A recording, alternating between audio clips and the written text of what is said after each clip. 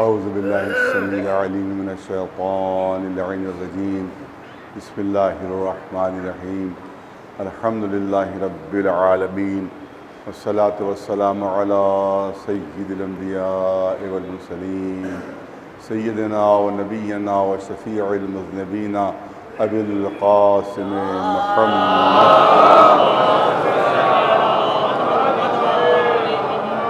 وأهل بيته الطيبين الطاهرين المعصومين أما بعد فقد قال الله سبحانه تبارك وتعالى في كتابه المبين وهو أصدق القائلين وإذ قال ربك للملائكة إني جاعل في الأرض خليفة صلوات بيته محمد وعلى محمد. جو دشمنان اعضاء ہیں وہ یاد دہانی کراتے رہتے ہیں. ادھر محرم کا زمانہ آیا، ادھر ان کی طرف سے فتوے آنے لگے کہ عزاداری بدعت، عزاداری حرام اور عزاداری ناجائز، رونا جو ہے وہ جائز نہیں ہے، آنسو بہانا جائز نہیں ہے، بزدلی کی علامت ہے، اور پتہ نہیں دنیا بھر کی چیزیں. اور ساتھ ہی ساتھ پوسٹر بھی آ جاتے ہیں مبارکباد کے کہ صاحب پہلا سال مبارک ہو. تو جب جو وہ یاد دہانی کراتے ہیں تو ہمارا بھی فریضہ ہے کہ ہم بھی یاد دہانی کراتے رہیں کہ عزاداری بدعت نہیں ہے بلکہ سنت رسول اللہ ہے. سنت رسول اللہ ہے، بلکہ یہ مبارکباد دینا بدعت ہے.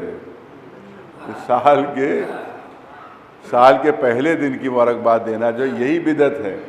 کیونکہ بدعت کی ڈیفینیشن کیا بیان کی جاتی ہے کہ جو چیز زمانے رسالت میں نہ ہو، جو رسول اللہ کے زمانے میں نہ ہو اس کو کہا جاتا ہے بدعت. اس کو کہا جاتا ہے بدعت جو زمانے رسول اللہ میں نہ ہو. اس لیے ہم سے پوچھا جاتا ہے کہ یہ بتائیے زمانے رسول اللہ میں عزاداری تھی یا نہیں تھی. اس کے بعد خود اپنی طرف سے کہہ دیا جاتا ہے کہ کیونکہ زمانے رسول اللہ میں نہیں تھی لہذا یہ بدعت ہے.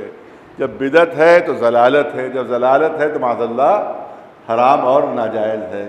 تو آپ کیونکہ عزاداری کے سلسلے میں یہ دلیل دیتے ہیں کہ کیونکہ زمانے رسالت میں نہیں تھی اس لیے بدعت ہے. تو میں پوچھنا چاہتا ہوں یہ پہلے سال کی مبارکباد جو آپ دیتے ہیں کیا زمانہ رسالت میں مبارکباد دی جاتی تھی؟ کیا اصحاب رسول نے کبھی ایک دوسرے کو مبارکباد دی تھی؟ جب زمانہ رسول میں نہیں تھی تو پہلے بدعت تو یہی ہو گئی. ایک صلوات بھیجتے بلند آواز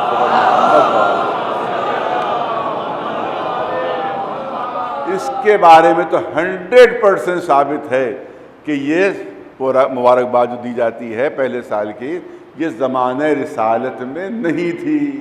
جب نہیں تھی تو بدعت، اور ہم ثابت کرتے ہیں کہ عزاداری امام حسین زمانہ رسالت میں تھی. تو جب زمانہ رسالت میں تھی تو سنت رسول اللہ قرار پائے گی، سیرت رسول اللہ قرار پائے گی. صلوات بھیج دیں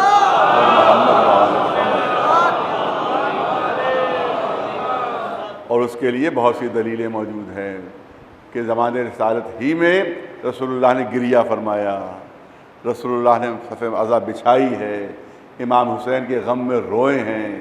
مشہور و معروف حدیثیں ہیں، خود اہل سنت کی تمام کتابوں میں موجود ہیں کہ جناب ام المومنین جناب ام سلمہ اپنے گھر میں تشریف فرما ہے. رسول اللہ آتے ہیں، رسول اللہ فرماتے ہیں کہ طبیعت میری کچھ ناساز ہے، میں آرام کرنا چاہتا ہوں. رسول اللہ ایک حجرے میں تشریف فرما اور آپ نے حکم دے دیا کہ کسی کو آنے نہ دینا. جو بھی آتا ہے ام المومنین واپس کر دیتی ہیں، جو بھی آتا ہے ام المومنین واپس کر دیتی ہیں. اور ایک مرتبہ امام حسین تشریف لے آئے. امام حسین جو تشریف لائے تو جناب ام سلمہ نے فرمایا کہ آپ کے نانا نے منع فرمایا ہے کہ کوئی اندر نہ آنے پائے. تو امام حسین فرماتے ہیں کہ نانی کیا مجھے بھی منع کیا ہے؟ کیا مجھے بھی منع کیا ہے؟ ابھی گفتگو ہو رہی تھی کہ گفتگو کی آواز حجرے کے اندر پہنچ گئی. رسول اللہ نے فرمایا ام سلمہ کون آیا ہے؟ کہا چھوٹا شہزادہ حسین. رسول اللہ نے فرمایا میرے حسین کو نہ روکو، میرے حسین کو نہ روکو، اسے آنے دو. امام حسین اندر تشریف لے جاتے ہیں. جناب ام المومنین جناب ام سلمہ روایت کرتی ہیں کہ تھوڑی دیر بعد رسول اللہ کی گریے کی آواز بلند ہوئی، رونے کی آواز بلند ہوئی. یہ گھبرا کر اندر پہنچتی ہیں اور رسول اللہ سے فرماتی ہیں کہ کیا بچے نے کوئی اذیت کر دی، کیا بچے نے کوئی تکلیف پہنچا دی آپ کو، یا آپ کیوں رو رہے ہیں؟ فرمایا نہیں میرا بچہ میرا حسین مجھے اذیت پہنچا نہیں سکتا، بلکہ ابھی جبریل آئے تھے اور جبریل نے مجھے خبر دی تھی کہ آپ کا یہی نواسہ کربلا کے میدان میں انتہائی ظلم و ستم کے ساتھ شہید ہوگا، میں اس پر رو رہا ہوں، میں اس پر گریہ کر رہا ہوں۔ اس کا مطلب یہ ہے کہ غم حسین میں گریہ کرنا، رونا، یہ سیرت رسول اللہ ہے، یہ سنت رسول اللہ ہے، بدعت نہیں ہے، سیرت میں شامل۔ تو اس کو بدعت کہنا جو ہے وہ خود بدعت ہے، وہ خود ناجائز ہے۔ اس طرح سے آپ دیکھیں، میں نے کہا کہ آج تمہیدی مجلس ہے، لہٰذا چند جملے اسی سلسلے میں عرض کرنا ہے کہ جناب حمزہ کے سلسلے میں تمام اہل سنت کتابوں میں واقعہ موجود ہے کہ جب جنگ احد میں جناب حمزہ شہید ہوئے، وہ پوری شہادت کا آپ کو واقعہ معلوم ہے، آپ سنتے رہتے ہیں کہ مسلمانوں نے جب لوٹ جائے، شروع میں تو فتح ہو گئی تھی، مسلمانوں کو کامیابی ہو گئی تھی، اور اس کے بعد لوٹ جتنا مال تھا وہ لوٹنے لگے۔ اب جو لوٹنے میں مصروف ہو گئے تو اب دشمنوں کو موقع مل گیا، کافروں کو موقع مل گیا، انہیں پھر پلٹ کر حملہ کیا۔ تو یہ سب تو لوٹ رہے تھے، لوٹ کے مال میں مصروف تھے، لہذا بھی مقابلہ نہیں کر سکے، اور اس کے بعد مسلمانوں نے فرار کرنا شروع کیا۔ صرف چند ہی لوگ تھے جو جم گئے، جس میں جناب حمزہ بھی تھے۔ جناب حمزہ بھی میدان احد میں وہاں کے اوپر وہ شہید ہوئے تھے، شہدائے احد میں جناب حمزہ کا نام بھی ہے، وہ وہاں پر جمے ہوئے تھے۔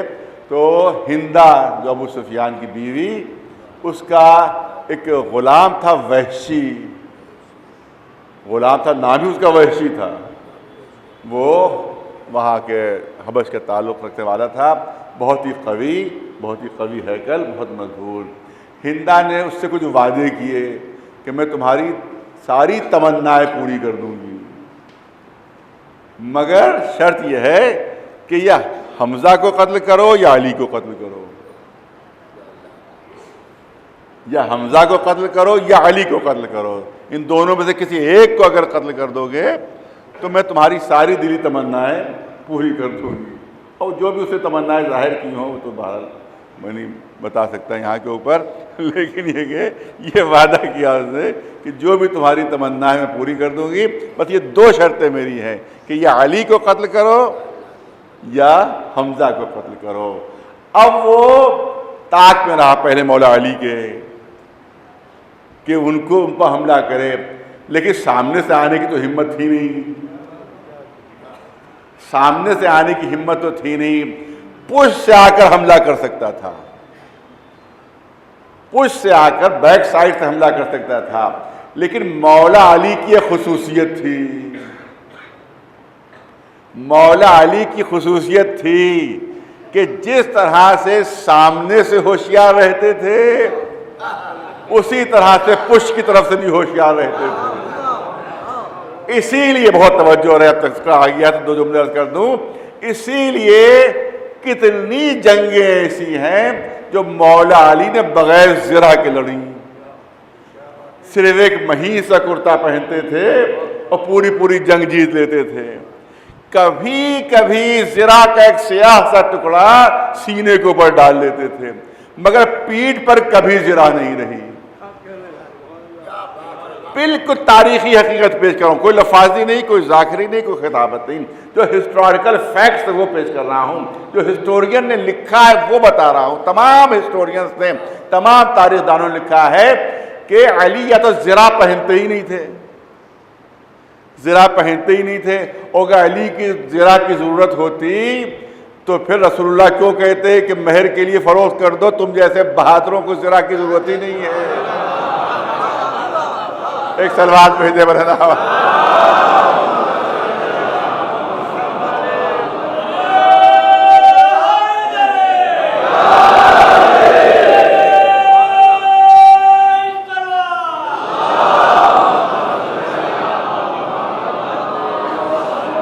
کبھی کبھی سینے کے اوپر، کبھی کبھی، ہر بار نہیں، کبھی کبھی سینے کی طرف، سینے کی سائڈ میں ایک زرہ کا ایک سیاہ سا ٹکڑا کبھی کبھی ڈال لیتے تھے، کبھی کبھی۔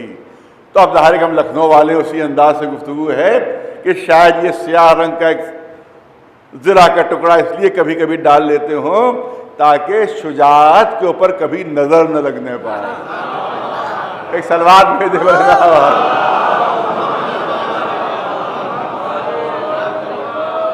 لیکن پشت کے اوپر کبھی زرہ نہیں رہی، پیٹھ کے اوپر کبھی زرہ نہیں رہی.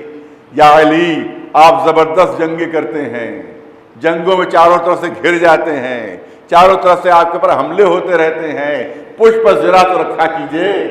ارے کہیں ایسا نہ ہو کہ کوئی پشت پر آ کر حملہ کر دے، کوئی آپ سامنے جنگ کر رہے ہوں، کوئی پیٹھ کی طرف آئے اور پشت سے حملہ کر دے، کہیں آپ خدا نہ خواستہ زخمی نہ ہو جائیں، کہیں کسی کی تلوار نہ لگ جائیں. تو شاید علی جواب دیں کہ اگر پشت کی طرف سے غافل ہونے والا ہوتا تو عین اللہ کا لقب نہ ملتا. عین اللہ وہی ہو سکتا ہے کہ جو پشت کی طرف سے غافل نہ ہو. لہذا پشت کے اوپر کبھی زرہ نہیں رہتی تھی. یہی وجہ ہے کہ نہروان کا واقعہ ہے، یہ بھی تاریخ میں درج ہے کہ مولا گھمسان کی جنگ ہو رہی ہے، مولا سامنے لڑ رہے ہیں، پیٹھ پر زرہ نہیں ہے، پیٹھ پر زرہ نہیں ہے. ایک پہلوان نے جب یہ منظر دیکھا تو اس نے سوچا بڑا اچھا موقع ہے، علی سامنے جنگ کر رہے ہیں، میں آتا ہوں پشت کی طرف اور پشت سے حملہ کر دیتا ہوں علی کے اوپر. لہذا علی سامنے جنگ کر رہے ہیں، لہذا زخمی ہو جائیں گے، میری تلوار کا وار لگ جائے گا. لیکن تاریخ گواہ ہے دبے قدموں پیچھے چپکے آتا ہے، یہ سوچتا ہوا کہ علی تو سامنے جنگ کر رہے ہیں، زبردست جنگ ہو رہی ہے، گھمسان کی جنگ ہو رہی ہے. جیسے ہی یہ مولا علی کے قریب پہنچا اور چاہتا تھا کہ پیچھے سے وار کرے، پشت سے تلوار کا حملہ کرے، سامنے جو جنگ کر رہے تھے ان کو احساس نہیں ہو سکا، مگر جو دور سے منظر دیکھ رہے تھے انہی نے دیکھا کہ یہ علی بجلی کی طرح سے پلٹے. جیسے ہی وہ پشت پر قریب آیا علی بجلی کی طرح سے پلٹے اور تلوار کا ایک وار کیا اور پھر پلٹ کر سامنے جنگ کرنے لگے، پھر پلٹ کر سامنے جنگ کرنے لگے. جو سامنے جنگ کر رہے تھے انہیں احساس بھی نہیں ہوا کہ کب علی پلٹے تھے، کب پلٹ کر پھر جنگ کرنے لگے. ایک سلوات بھیج دے.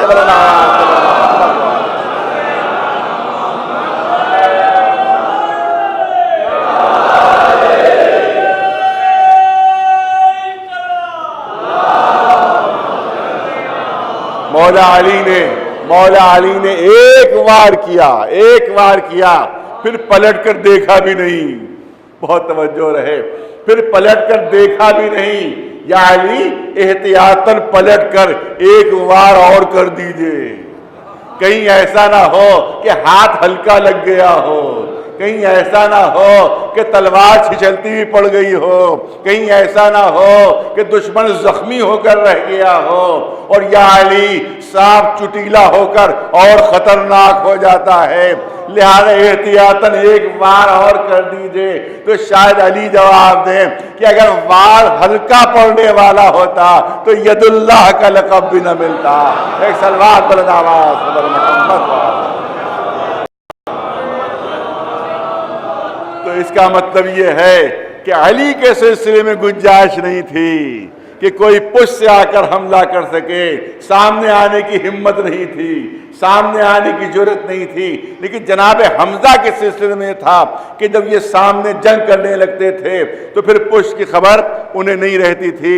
لہذا یہ پشت کی طرف آیا اور بھرپور نیزے کا وار کیا جو سینے کو پار ہو گیا. جناب حمزہ وہیں پر شہید ہو گئے. جب جنگ ختم ہوئی مولا علی نے دوبارہ جنگ جیتی.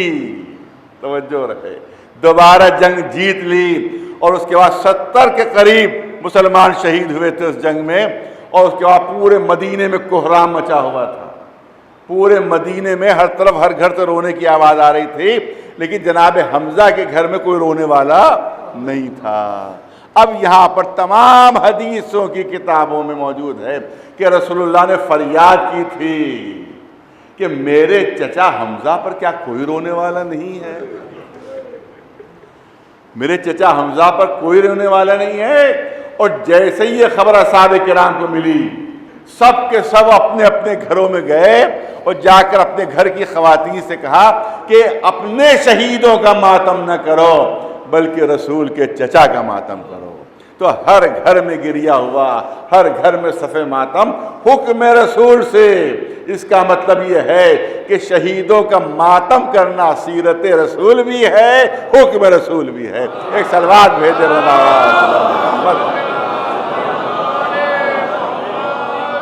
ایک صلوات بلند آواز سے بر محمد۔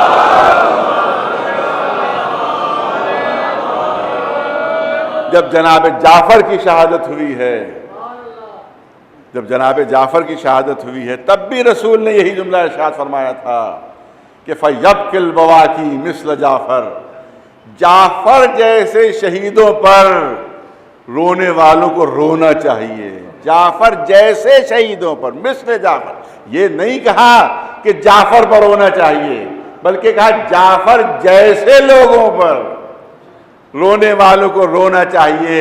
اس کا مطلب قیامت تک کے لیے سند مل گئی کہ جو مظلومانہ طور پر شہید ہو، رسول نے فرمایا کہ اس پر رونا چاہیے، سیرت رسول میں شامل ہے، بدعت نہیں ہے۔ ایک صلوات بھیج اللہ پر محمد و آل محمد۔ اب میں نے کہا کہ کیونکہ ان کی طرف سے یاد دہانی ہوتی ہے، لہذا ہماری طرف سے بھی جواباً یاد دہانی ہونا چاہیے۔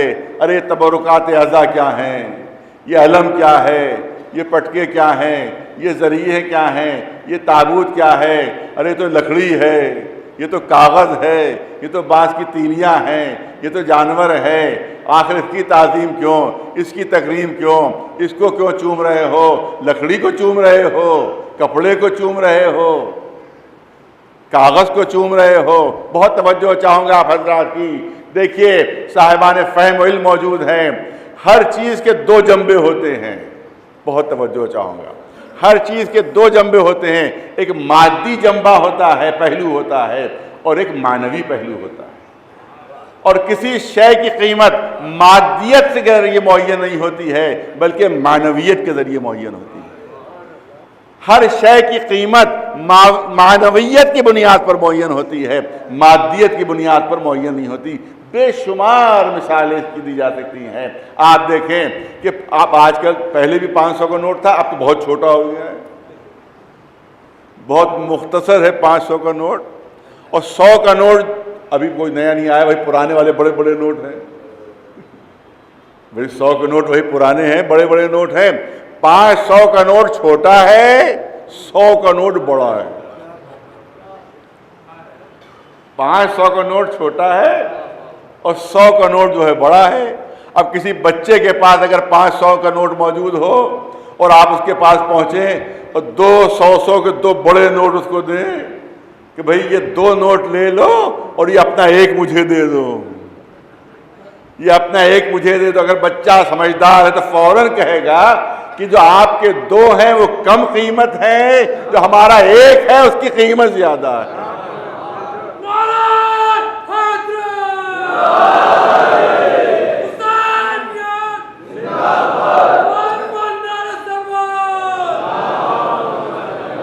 اس کی قیمت زیادہ ہے، اگرچہ چھوٹا سا نوٹ ہے 100 کے مقابلے میں، لیکن معنویت زیادہ ہے اس کی، توجہ رہے، معنویت زیادہ ہے، اس کی قیمت زیادہ ہے۔ 200 کو لے کر بازار میں جائیں گے تو کم قیمت ملے گی، یہ 500 کا چھوٹا نوٹ لے کر جائیں گے، اس کی قیمت زیادہ ہے۔ آپ دیکھیں کہ 1 من کا اگر لوہے کا کوئی ڈھیر ہو، اس کا ہلانا مشکل ہو جائے گا، اس کا اٹھانا مشکل ہو جائے گا، لیکن 10 گرام اگر سونے کا ٹکڑا ہو تو ایک ننھا سا بچہ بھی اپنی ہتھیلی پر رکھ سکتا ہے۔ لیکن آپ جو 1 من لوہا بازار میں لے جائیں گے تو ہو سکتا ہے 1000 روپے اس کی قیمت ہو، لیکن اگر 10 گرام سونے کا ننھا سا ٹکڑا لے جائیں گے تو اس کی قیمت کیا ہوگی؟ اگرچہ اس کی مادیت کم ہے، اگرچہ بہت ہلکا ہے، اگرچہ بہت نازک ہے، مگر اس کی قیمت زیادہ ہوگی۔ جو ہلکا ہے اس کی قیمت زیادہ ہوگی، جو بھاری ہے اس کی قیمت کم ہوگی، کیونکہ بنیاد مادیت نہیں ہے، معنویت ہے۔ ارے توجہ چاہ رہا ہوں، بنیاد مادیت نہیں ہے، بنیاد معنویت ہے۔ اب آپ دیکھیں، پھر مثال دے دوں، آپ راستے سے گزر رہے ہیں، دیکھا کہ راستے میں ایک پتھر پڑا ہوا ہے، آپ نے وہ پتھر اٹھایا اور دور پھینک دیا، تھوڑی دور اور آگے بڑھے، دیکھا ایک پتھر اور ہے، آپ نے اس پتھر کو اٹھا کر آپ نے نصب کر دیا سڑک کے کنارے، وہ اکھڑا ہوا تھا، آپ نے سڑک کے کنارے نصب کر دیا۔ کوئی صاحب ساتھ ساتھ جا رہے تھے، وہ کہہ سکتے ہیں کہ صاحب جس کو آپ نے اٹھا کر دور پھینکا وہ بھی پتھر تھا۔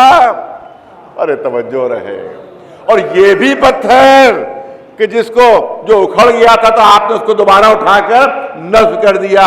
یہ کیا بات، دونوں پتھر، مگر آپ کے رد عمل میں فرق کیوں؟ تو میں جواب دوں گا کہ وہ راستے کا پتھر تھا۔ ارے توجہ، وہ راستے کا پتھر تھا، اس کو راستے سے ہٹا کر دور پھینکنا ضروری تھا، کیونکہ لوگوں کا راستہ روک رہا تھا، اور یہ راستہ بتانے والا پتھر ہے، یہ راستہ بتانے والا پتھر ہے۔ تو اگر اپنی جگہ سے ہٹ جائے تو دوبارہ اپنی جگہ پر لا کر نصب کرنا ضروری ہے۔ پتھر دونوں ہیں مگر معنویت میں فرق ہے۔ ارے توجہ چاہوں گا، پتھر دونوں ہیں مگر معنویت میں فرق ہے۔ اور میں تو سمجھتا ہوں اس سے بہتر مثال میرے پاس موجود نہیں ہے۔ پتہ نہیں کتنے ماشاءاللہ یہاں کے لوگ حج کر چکے ہوں گے، مجھے بھی 5 مرتبہ حج کرنے کا شرف حاصل ہوا۔ 3 پتھر ہیں، جا کر دیکھیے حاجی کیا سلوک کرتے ہیں ان کے ساتھ، حاجی کیا سلوک کرتے ہیں، کنکریاں مار رہے ہیں۔ جب کنکریاں ختم ہو جاتی ہیں تو پھر جوتے چپلیں چلنے لگتی ہیں۔ جب وہاں سے حاجی ہٹتے ہیں تو لاکھوں چپلوں کا ڈھیر وہاں پر ملتا ہے، جو ان 3 پتھروں پر مارے جاتے ہیں۔ کوئی تھوک رہا ہے، کوئی بے عزتی کر رہا ہے، کوئی توہین کر رہا ہے۔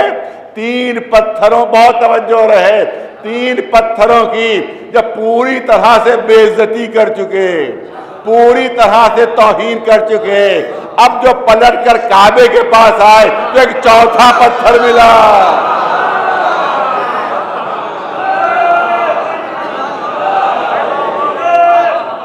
اب جو کعبے، ہر حاجی گواہی دے گا، لاکھوں اور کروڑوں گواہ موجود ہیں، کوئی انکار نہیں کر سکتا، کوئی انکار نہیں کر سکتا۔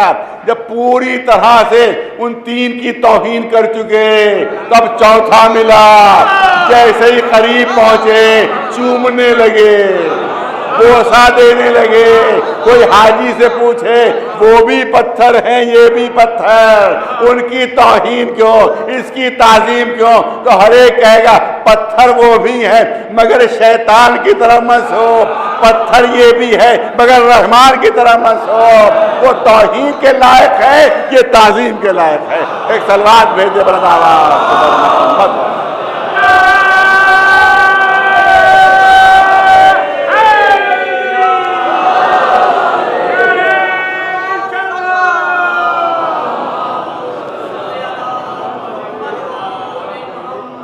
آج کی مجلس میں تفصیل نہیں ہو سکتی، لہذا بس آخری جملے سلسلے میں کرنا چاہتا ہوں۔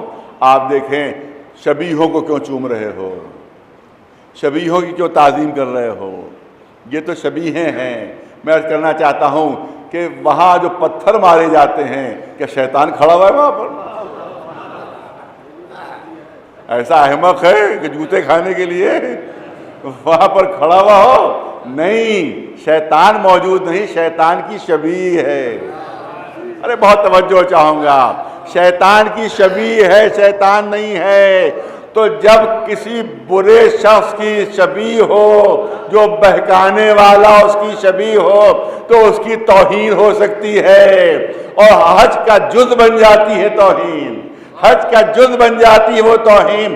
تو جب بہکانے والے کی توہین جزء دین ہو سکتی ہے، تو ہدایت کرنے والوں کی جو شبیہ ہیں ان کا تعظیم بھی جزء دین بن سکتی ہے۔ ایک سلوات بھیجے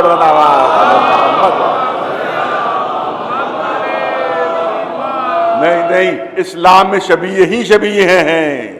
بہت توجہ رہے، بہت بڑا اعتراض ہوتا ہے کہ صاحب شبیہوں کی تعظیم نہیں ہو سکتی، یہ تم کیا کر رہے ہو؟ میں پوچھنا چاہتا ہوں یہ کعبہ کیا ہے؟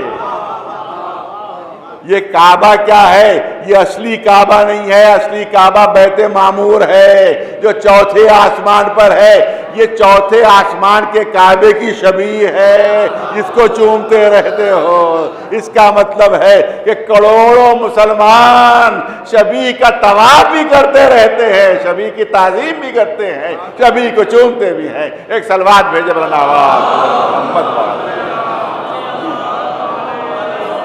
بہرحال یہ بہت تفصیلی موضوع ہے اور اس پر میں بہت زیادہ پڑھ بھی چکا ہوں۔ میں نے پہلے ہی عرض کیا کہ کیونکہ ادھر سے یاد دہانی ہوتی ہے کہ بدعت ہے اور خلاف اسلام ہے اور خلاف دین، تو ہماری طرف سے بھی ضروری ہے کہ ان کو یاد دلایا جائے کہ تمہاری باتیں غلط ہیں، بلکہ یہ جزء دین ہے، جزء دین ہے۔ عزاداری جو ہے وہ جزء دین ہے۔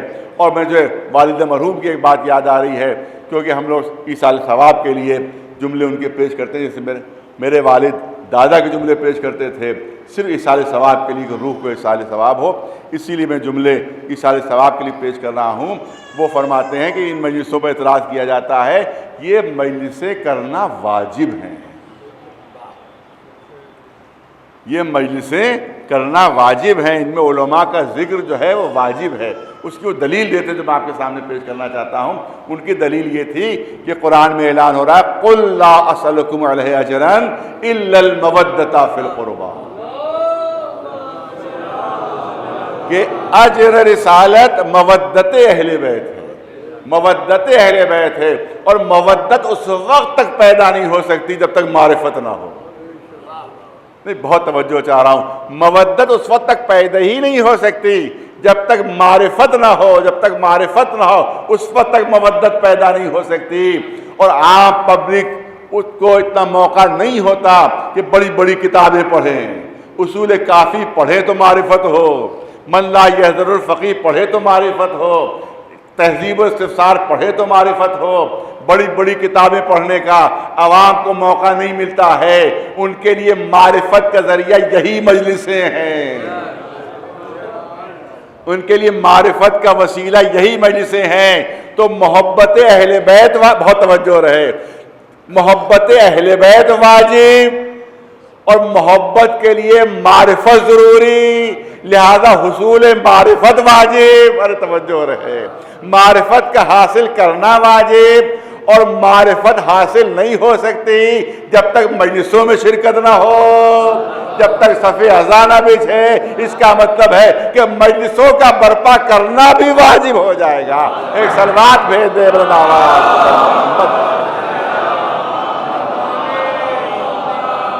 بس، اس سے زیادہ عرض نہیں ہو سکتا کیونکہ وقت نہیں ہے۔ ہاں، آج کا دن وہ دن ہے کہ جب ایک شہید کا تذکرہ ہوتا ہے اس حسینیہ میں۔ وہ شہید ہے کہ جس کے لیے علماء کہتے ہیں کہ اس کی مظلومیت کربلا والوں سے کچھ بڑھی ہے۔ کربلا میں جب بھی کوئی بہادر میدان جنگ میں جاتا تھا اور داد شجاعت دیتا تھا تو حسین دل بڑھانے کے لیے موجود تھے۔ جناب علی اکبر نے جب حملے کیے ہیں تو حسین دل بڑھانے کے لیے موجود تھے۔ ہاں بیٹا، تم نے ثابت کر دیا کہ بنی ہاشم کا خون ان کی رگوں میں ہے، وہ کیسے جنگ کرتے ہیں۔ لیکن وہ کوفہ ایسا شہر کہ جہاں سوائے دشمنوں کے اور کوئی نہیں، جہاں ایک تنہا مجاہد ہے، ایک تنہا بہادر ہے کہ جس کا نام جناب مسلم۔ کوفے والوں کی بے وفائی آج بھی ضرب المثل ہے، آج بھی ضرب المثل ہے۔ بعض روایتوں میں ہے کہ 18,000 کوفیوں میں، بعض روایتوں میں ہے کہ 30,000 کوفیوں نے جناب مسلم کے ہاتھ کے اوپر بیعت کی تھی۔ لیکن جب ابن زیاد آتا ہے اور آ کر دھمکی دیتا ہے کہ یزید کا لشکر چل چکا ہے اور اگر تم نے مسلم کا ساتھ دیا تو تمہارے پورے خاندان کو تہہ تیغ کر دیا جائے گا، تمہارا نام و نشان مٹا دیا جائے گا۔ کوفے والے خوف زدہ ہو گئے، کوفے والے ڈر گئے۔ جناب مسلم کا ساتھ ایک ایک کر کے چھوڑنا شروع کر دیا، یہاں تک کہ روایت میں ہے کہ جب مسجد میں نماز پڑھانے کے لیے گئے ہیں تو جب مغرب کی نماز پڑھی ہے تو مسجد بھری ہوئی تھی، لیکن جب عشاء کی نماز پڑھ کر پلٹ کر دیکھا تو مسجد خالی تھی، کوئی ساتھ دینے والا موجود نہیں تھا۔ جناب مسلم مسجد سے باہر نکلے، دیکھا ہر دروازہ بند ہے، دروازہ کھٹکھٹا رہے ہیں، کوئی جواب نہیں دے رہا ہے، کوئی دروازہ کھولنے کے لیے تیار نہیں ہے، گلیوں میں بھٹک رہے ہیں، کوفے کی گلیوں میں بھٹک رہے ہیں، پیاس کا غلبہ ہو گیا مگر کوئی پانی پلانے والا نہیں ہے۔ روایت کہتی ہے کہ ایک گھر کے چوکھٹ پر اس طرح سے جناب مسلم بیٹھ گئے کہ کوہنیاں زانو کے اوپر تھیں اور اپنی دونوں ہتھیلیوں میں اپنا چہرہ لیے ہوئے تھے، اس طرح سے ایک دروازے کی چوکھٹ پر بیٹھ گئے۔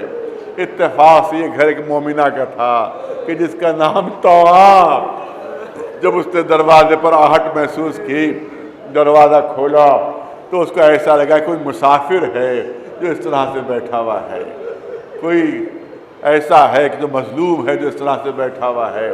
کہا کاہے کے لیے بیٹھے ہوئے ہو؟ کہا مومنہ پیاسا بہت ہوں، بہت پیاس لگی ہے، اگر آپ پانی پلا سکتی ہوں تو پانی مجھے پلا دیجئے۔ طوعا گھر کے اندر جاتی ہے، پانی لے کر آتی ہے، جناب مسلم کی خدمت میں پیش کرتی ہے، جناب مسلم پانی نوش فرماتے ہیں، پھر اسی طرح سے بیٹھے ہوئے طوعا کہتی ہے کہ مسافر جلد سے جلد اپنے گھر چلے جاؤ، کیونکہ ابن زیاد کا سختی سے حکم ہے کہ کوئی اپنے گھر سے باہر نہ نکلے، اور چاروں طرف اس کے فوجی گھوم رہے ہیں، اگر تمہیں دیکھ لیا تو تم گرفتار بھی ہو سکتے ہو، تمہیں اذیت بھی پہنچ سکتی ہے، لہذا جلد سے جلد اپنے گھر چلے جاؤ۔ جناب مسلم اسی طرح سے بیٹھے ہوئے، پھر مومنہ کہتی ہے میں تمہاری بھلائی میں کہہ رہی ہوں، تمہاری اچھائی کے لیے کہہ رہی ہوں کہ جلد سے جلد گھر چلے جاؤ۔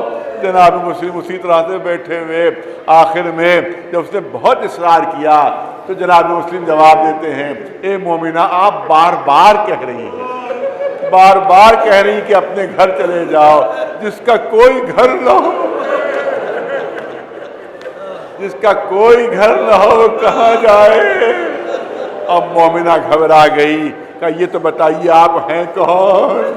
آپ ہیں کون؟ کہا میں مسلم ابن عقیل۔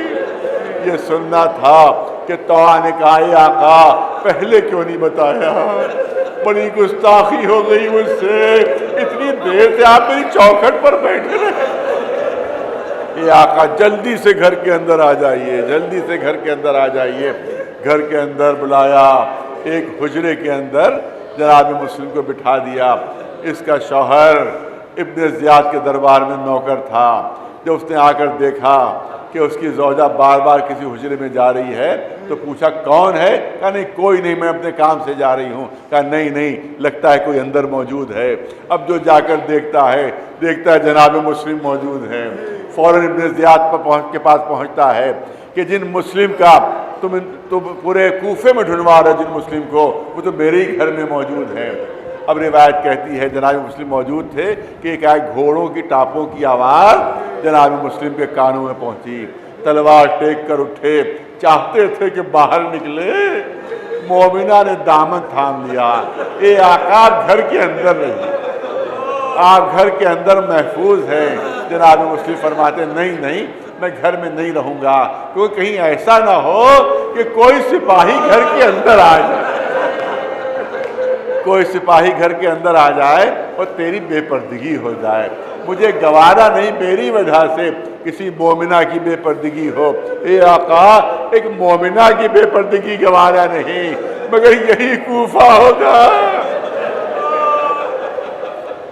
جس میں آپ کی مائیں اور بہنیں بے پردہ بے چادر، بازوں میں رسیاں بندھی ہوئی گلیوں میں پھرائی جا رہی ہوں گی۔ ہاں عزاداروں، جناب مسلم باہر نکلے، زبردست جنگ ہوئی، 500 کا لشکر تھا، شکست ہو گئی۔ سردار لشکر نے پھر ورقہ بھیجا کہ اور مدد بھیجی جائے، 500 کا دستہ پھر آ گیا، اس کو بھی شکست ہو گئی۔ پھر لکھا کہ اور مدد بھیجی جائے۔ ابن زیاد نے پوچھوایا ارے ایک شخص کو گرفتار کرنا ہے، 1000 فوجی بھیج چکا ہوں اور تم اور مدد منگوا رہے ہو؟ کہ یہ تو دیکھو کہ تلوار کس کے ہاتھ میں ہے، یہ تو دیکھو گرفتار کس کو کرنا ہے۔ 500 کا دستہ پھر بھیجا گیا لیکن وہ بھی گرفتار نہیں کر پائے۔ آقا جوش شجاعت میں آگے بڑھ رہے ہیں، آگے بڑھتے چلے جا رہے ہیں۔ یہاں پر علماء تحریر کرتے ہیں کہ یہاں کے اوپر ایک مصیبت ایسی تھی جو کربلا والوں سے بڑھی ہوئی تھی۔ جناب مسلم پر ایک مصیبت ایسی تھی جو کربلا والوں سے بڑھی ہوئی تھی۔ وہ لکھتے ہیں کہ جب کربلا میں کوئی مجاہد جنگ کے لیے نکلا تو کبھی سامنے سے حملہ ہوا، کبھی پہلوؤں سے حملہ ہوا، کبھی پشت سے حملہ ہوا، کبھی چاروں طرف سے حملے ہوئے۔ جناب مسلم پر چاروں طرف سے حملے تو ہو رہے تھے مگر ایک سمت بڑھی ہوئی تھی۔ ارے کوفے کی عورتیں اپنی چھتوں پر سے آقا کے اوپر آگ برسا رہی، لیکن شجاعت کا عالم یہ ہے، بہادری کا عالم یہ ہے کہ آقا آگے بڑھتے چلے جا رہے ہیں۔ آخر میں طے ہوا کہ دھوکے سے پکڑا جائے، دھوکہ دیا جائے، لہذا ایک گڑھا کھودا جاتا ہے، اس کو خشو خاشاک سے ڈھانک دیا جاتا ہے۔ جوش شجاعت میں آگے بڑھ رہے ہیں کہ گڑھے کے اندر قدم پڑتے ہیں، گڑھے کے اندر گر جاتے ہیں، اوپر سے نیزوں تلواروں سے آقا کو شدید زخمی کر دیا جاتا ہے۔ جناب مسلم گرفتار ہو جاتے ہیں، دربار ابن زیاد میں پہنچتے ہیں۔ بس 2-3 جملے، دربار ابن زیاد میں پہنچے، پیاس کی شدت ہے، پیاس کی شدت ہے۔ آپ نے فرمایا کوئی ہے جو مجھے پانی پلا دے، کوئی ہے جو میری پیاس بجھا دے؟ دربار سے آواز آئی اے مسلم تمہیں پانی نہیں ملے گا، تم پیاسے قتل کر دیے جاؤ گے۔ لیکن ایک شخص کو رحم آ جاتا ہے، اپنے غلام کو حکم دیتا ہے کہ مسلم کو پانی پلا دو۔ ایک جام آب لے کر آگے بڑھتا ہے، جناب مسلم کو پیش کرتا ہے۔ جیسے ہی روایت کہتی ہے کہ جیسے جناب مسلم نے پانی پینا چاہا سر سے خون کی دھار بہ رہی تھی، وہ پانی میں شامل ہو گئی، پانی پھینک دیا۔ دوبارہ غلام نے پھر پانی بھر کر دیا۔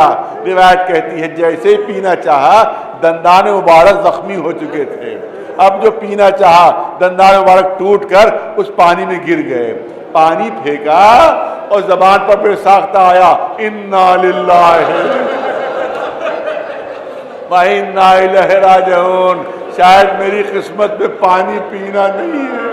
یہاں پر والد مرحوم فرماتے تھے اے مسلم بڑا اچھا ہوا کہ تم آخر وقت پانی نہیں پی سکے، اگر تمہیں پانی مل گیا ہوتا آخر وقت تو شاید حشر میں سکینہ تمہارا دامن تھام لیتی۔ اے چچا آپ کو آخری وقت پانی مل گیا مگر میرا اللہ تعالی ہے، بجائے پانی کے 3 بھال کا تیر ملا اور میرا بابا حسین آخری وقت تک پانی مانگتا رہا مگر پیاسا ذبح کر دیا گیا۔ بس آخری جملے، امام انتظار کر رہے ہیں کوفے سے کوئی خبر آئے، کوفے سے کوئی خبر آئے۔ دیکھا 2 سوار کوفے کی طرف سے آ رہے ہیں۔ امام نے فرمایا لگتا ہے کوفے سے آ رہے ہیں، ان کو میرے پاس لے آؤ۔ وہ دونوں سوار امام کی خدمت میں آتے ہیں۔ امام نے پوچھا کہ کہاں سے آ رہے ہو؟ کہا کوفے سے آ رہا ہوں۔